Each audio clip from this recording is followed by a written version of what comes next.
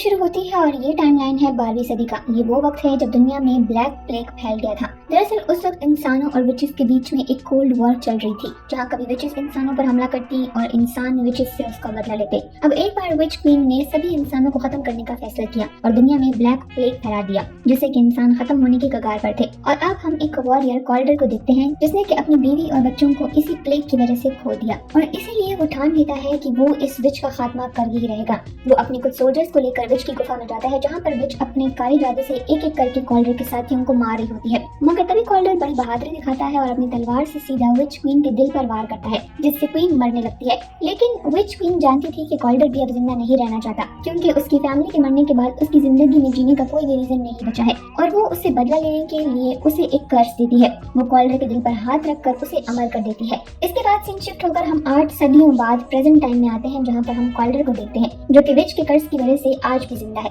कॉल्डर एक प्लेन में होता है, तब वो देखता है कि मौसम बहुत ही खराब हो रहा है। वो समझ जाता है कि ये नेचुरल तो नहीं है, इसीलिए वो प्लेन में कुछ ढूंढने लगता है। तभी उसे प्लेन में एक टीनेजर विच मिलती है, जिसके सामान में से उसे 2 वेदर कंट्रोलिंग स्टोन्स मिलते हैं, जिनकी पावर को कॉल्डर ऑफ कर देता है, जिससे कि मौसम सही हो जाता है। तब वो विच कॉल्डर से पूछती है कि तुम मुझे अरेस्ट तो नहीं करोगे ना? तो कॉल्डर कहता है कि नहीं। दरअसल उस विच को वाकई उस स्टोन्स की पावर के बारे में नहीं पता था और यहाँ पर वो विच कॉल्डर से इसलिए डर रही होती है क्योंकि कॉल्डर एक्स एंड क्रॉस ऑर्गेनाइजेशन के लिए काम करता है, जहाँ पर बुरी विचेस को पकड़कर कैद कर दिया जाता है। विचेस और इंसानों के बीच में समझौता है कि वो इंसानों के बीच में रह तो सकते हैं, लेकिन अगर उन्होंने इंसानों पर अपने जादू का इस्तेमाल किया तो उन्हें अरेस्ट कर लिया जाएगा। और ये अरेस्ट करने वाला काम कॉल्डर का है और सब उसे लास्ट विच हंटर के नाम से जानते हैं, क्योंकि अमर होने की वजह से वही आखिरी विच हंटर जिंदा है। अब कॉल्डर जब घर आता है तो उससे मिलने प्रीस्ट डोलन 36 आते हैं। यहाँ पर डोलन ऐसे प्रीस्ट को कहा जाता है जो कि विच के अगेंस्ट फर्स्ट वॉर में लड़े थे और तब से लेकर अब तक कॉल्डर के 36 डोलन रह चुके हैं, जो कि उसे सर्व करते आ रहे हैं और जो उसके लिए काम करते हैं।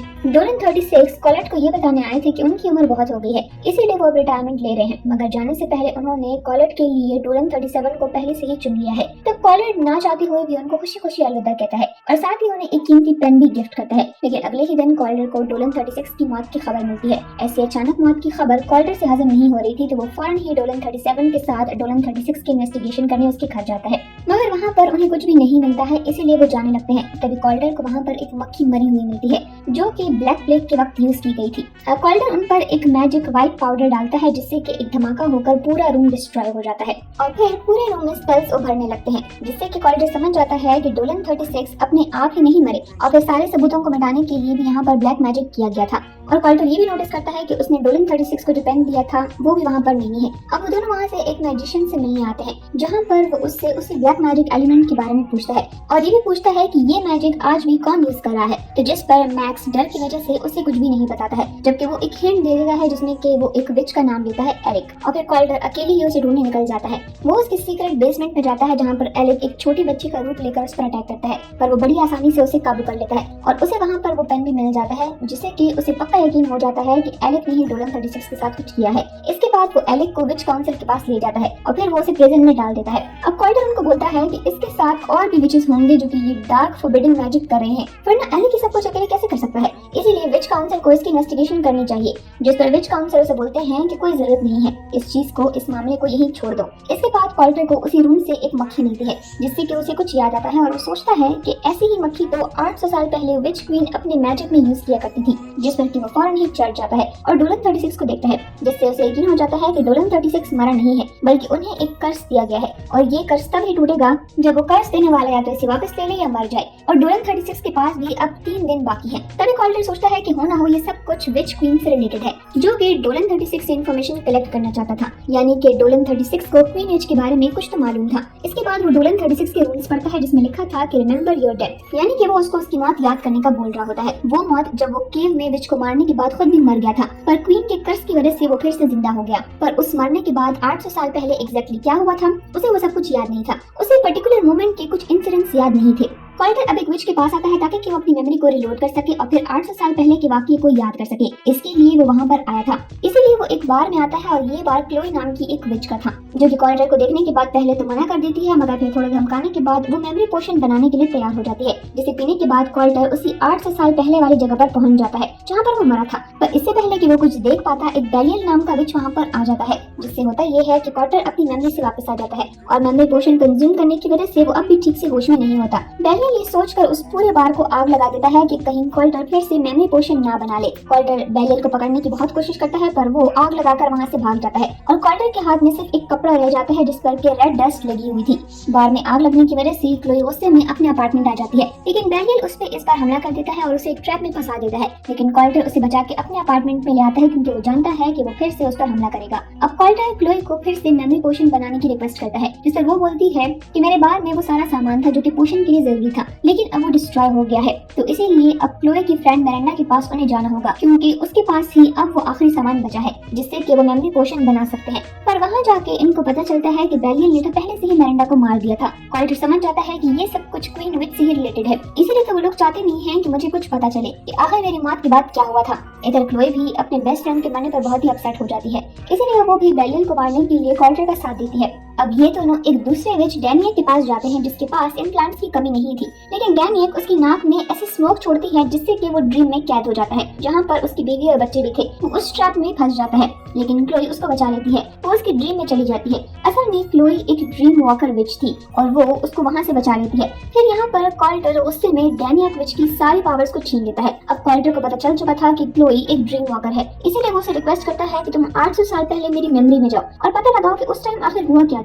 और इसके लिए क्लोई मान जाती है और ये लोग कॉल्टर की 800 साल पहले की मेमोरी में चले जाते हैं और वो लोग उस जगह पहुंच जाते हैं जहाँ पर विच के मरने के बाद कॉल्टर भी बुरी तरह से मार दिया था, लेकिन फिर विच की कर्ज की वजह से वो वापस से लौट आता है। और फिर इसके बाद वहाँ के सभी नाइट्स और प्रीस्ट कॉल्टर को संभाल रहे थे। तभी डोलन वन जब क्वीन की बॉडी से उसका दिल यानी कि हार्ट निकालने वाला होता है उसे डिस्ट्रॉय करने के लिए, तो इससे यहाँ पर कॉल्टर को भी तकलीफ हो रही थी, इसीलिए वो क्वीन के हार्ट को कुछ भी नहीं करता क्योंकि जब तक क्वीन का हार्ट सही सलामत रहेगा कॉल्टर भी जिंदा रहेगा, क्योंकि क्वीन और कॉल्टर का हार्ट अब एक दूसरे से कनेक्ट हो चुका है। और जब कॉल्टर ये सब कुछ अपनी मेमोरी में देखता है तो वो बहुत दुखी हो जाता है कि सभी डोलेंस को और विच काउंसिल को ये सारी बात पता थी, मगर फिर भी उन्होंने ये बात उससे छुपा के रखी और उसे जिंदा रखने के लिए उन्होंने क्वीन के हार्ट को भी जिंदा रखा। और बेलियल ये सब कुछ क्वीन को जिंदा करने के लिए कर रहा था उसके हार्ट के जरिए। और बेलियल ने ही डोलन 36 से हार्ट के बारे में इन्वेस्टिगेशन की और हार्ट मिल जाने के बाद उसने डोलन 36 को कर्ज दे दिया। और यहाँ पर कॉल्टर को ये भी समझ आ जाता है कि मैक्स ने उसे एलियक का झूठा नाम क्यों बताया था और वो तीनों ही उसे धोखा दे रहे थे। अब वो डोलन 37 के पास जाता है बेलियल को पकड़ने के लिए, मगर वहीं पर बेलियल ने पहले से ही अपना मैजिक शुरू कर दिया था और उसने मैक्स को रेड डस्ट में कैद कर दिया था।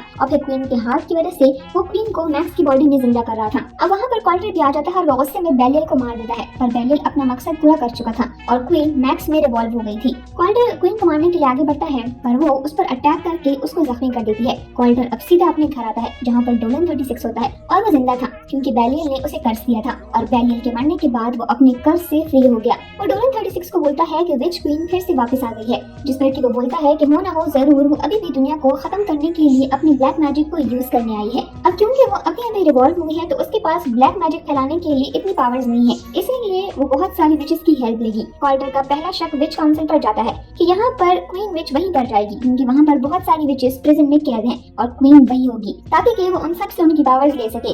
इसीलिए अब वो विच काउंसिल जाता है और वो जाने से पहले अपनी तलवार लेता है जिससे कि उसने पहले भी क्वीन को मारा था। और फिर वो क्लोई और डोलन 37 के साथ विच काउंसिल जाता है। वो लोग वहाँ पर देखते हैं कि क्वीन ने सब विचेस को एक ही चैम्बर में कनेक्ट करके रख दिया है और एक चेन बना ली है जिससे कि ब्लैक मैजिक हो रहा था। अब क्लोई एलियट की हेल्प से उसी के ड्रीम में वॉक करती है, जिसके बाद वो एलियट को मार लेती है जिससे कि वो ब्लैक मैजिक वाली चेन भी टूट जाती है और जिससे क्वीन वीक हो जाती है और अब वो गुस्से में कॉल्टर पर अटैक कर देती है। और अब भी कॉल्टर क्वीन को बस मारने ही वाला होता है कि तभी वहाँ पर डोलन 37 आता है और वो क्लोई पर गन पॉइंट करता है और कॉल्टर को रुकने का बोलता है। और हमें यहाँ पर पता चलता है कि डोलन 37 भी विच क्वीन के साथ मिला हुआ था। असल में कॉल्टर ने डोलन 37 के पेरेंट्स को प्रिजन में कैद किया था क्योंकि वो भी विचेस थे और अब वो अपने पेरेंट्स का बदला लेने के लिए आया था। अब डोलन 37 कॉल्टर में अपनी गन की सारी गोलियां भर देता है जिससे कि वो तकरीबन ही मारा जाता है। अब क्वीन एलियट की जगह पर क्लोई को खड़ा कर देती है और उस चेन को फिर से जोड़ देती है और अब वो डोलन 37 को भी मार देती है क्योंकि उसके पास विच पावर्स नहीं थी और वो एक नॉर्मल ह्यूमन था। हम कॉल्टर को देखते हैं जिसके ख्वाब में उसकी फैमिली उससे मिलने आती है